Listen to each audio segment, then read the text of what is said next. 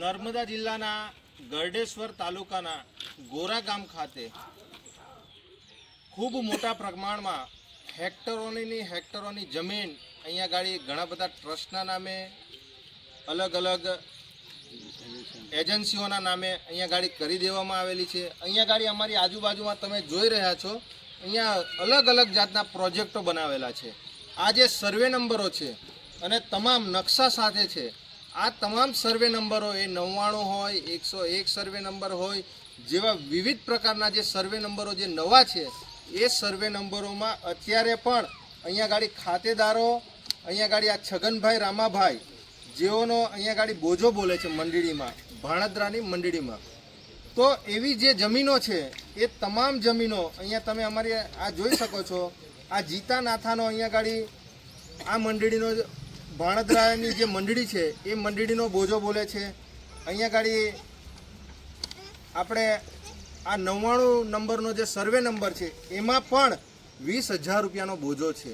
આજે કોઈ પણ જમીન લેવી હોય, એ તમારે લેવી હોય, અમારે લેવી હોય, કે દેશના વડાપ્રધાને લેવી હોય, કે મુખ્યમંત્રીએ પણ જમીન લેવી હોય, તો પણ આજે સંવિધાનમાં અને તમામમાં આજે એ સ્પષ્ટ ઉલ્લેખ છે કે જ્યાં સુધી 1 રૂપિયાનો પણ બોજો હોય એ જમીન કોઈ પણ ખાતેદાર એ વેચી નહીં શકે અને સામેવાળો ખાતેદાર એ જમીન લઈ નહીં શકે। પણ તેમ છતાં પણ અહીંયા ગાડી હાલમાં પણ ખાતેદારોના નામ છે, તમામના બોજા પર અહીંયા ગાડી એન્ટ્રીઓ છે, પણ તેમ છતાં પણ આ ભારતીય જનતા પાર્ટીની સરકાર, આ સરકારમાં બેઠેલા અધિકારીઓ અને નેતાઓ થઈ અને ટ્રસ્ટ બનાવી અને આ તમામ આ આદિવાસી જમીનોને હજુ પણ 1 રૂપિયાનો વળતર નથી આપ્યું, કે એમને કોઈ પણ જાતનો ન્યાય નથી આપ્યો। તેમ છતાં અહીંયા ગાડી કરોડો રૂપિયાના પ્રોજેક્ટો અહીંયા ગાડી બનાવવામાં આવી રહ્યા છે। આ સ્થાનિક લોકો પોતાની જમીનો પર જે આ બાંધકામ થઈ રહ્યું છે ગેરકાયદેસર, એ બાબતે રજૂઆતો કરે છે તો એમની પર ખોટા કેસો કરી દેવામાં આવે છે, ખોટી એફઆઈઆરો કરી દેવામાં આવે છે। અહીંયા ગાડી અમારી પાસે તમામ કાગળિયા છે। અહીંયા ગાડી જે ઉચ્ચ કક્ષાના જે અધિકારીઓને અમારી જોડે મિટિંગ કરો એમ કહીએ છીએ તો નીચલા અધિકારીઓ આવે છે, અમારા ગામના આગેવાનશ્રીઓને આજુબાજુ ગામના લોકોને બોલાવે છે, પણ અમારી જોડે યોગ્ય બેઠક કરતા નથી, અમારું કહેલું સાંભળતા નથી અને આ જમીનો જે બોજો બોલે છે એવી જમીનો પર અત્યારે ઘણા બધા ટ્રસ્ટો બનાવી અને આ જમીનો પોલીસને આગળ કરી અને નવા પ્રોજેક્ટો અહીંયા કરોડો રૂપિયાનું બજેટ ફાળવી રહ્યા છે।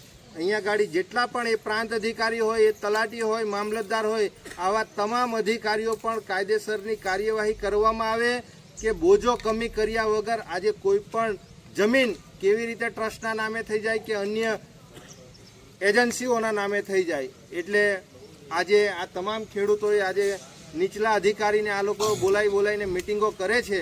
આવનારા દિવસોમાં કોઈ પણ અધિકારી હોય, એ એસઓયુ સત્તા મંડળનો અધિકારી હોય, કલેક્ટર સાહેબ હોય કે એમનાથી પણ ઉચ્ચ અધિકારીઓ હોય, જેણે પણ આ ખેડૂતો ખાતેદારો જોડે મિટિંગ કરવી હોય તો તમામ લોકોએ ગ્રામસભા ભરી અને એ ગામની વચ્ચે જે આવા ખેડૂતો જોડે જે અન્યાય થયો છે એમને યોગ્ય ન્યાય અપાવવા જે તે જિલ્લાના અધિકારીશ્રીઓ, એસઓયુ સત્તા મંડળ અને નિગમ દ્વારા એમને યોગ્ય ન્યાય આપવામાં આવે। ત્યારબાદ જ જે આ કામગીરી, જે કરોડો રૂપિયાના પ્રોજેક્ટો ચાલી રહ્યા છે એ કામગીરી કરવામાં આવે એવી તમામ ગ્રામજનોની અને તમામ આગેવાનશ્રીઓની અમારી લાગણી અને માગણી છે। આ તમામ લોકોને યોગ્ય ન્યાય મળવો જોઈએ એવી અમારી તમામની અપીલ છે। જય હિન્દ, જય ભારત। નિરંજનભાઈ વસાવા।